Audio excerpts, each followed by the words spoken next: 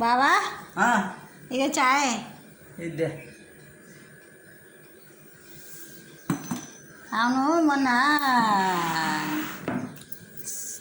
చాత్రం చెప్తే కదా పొడుపు కదా దానికి ఆన్సర్ చెప్పవా బావా?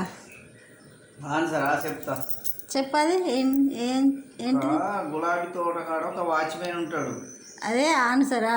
చెప్పు. దానికి ఆన్సర్ చెప్తా. చెప్పు. ఆ ఊరు నుంచి ఒక ముగ్గురు బ్రాహ్మణ్స్ వస్తారు గులాబీ పూలకు. ఇచ్చి బాబు మాకు ఒక్కసారే చెట్టు నుంచి పూలు తెంపుకురావాలి, నువ్వు ఎన్ని తెంపుకొస్తావో ఏం చేస్తావో మాకు తెలియదు. అవి బాయిలు వేస్తే ఒక్కటి వేస్తే 2 అవుతాయి.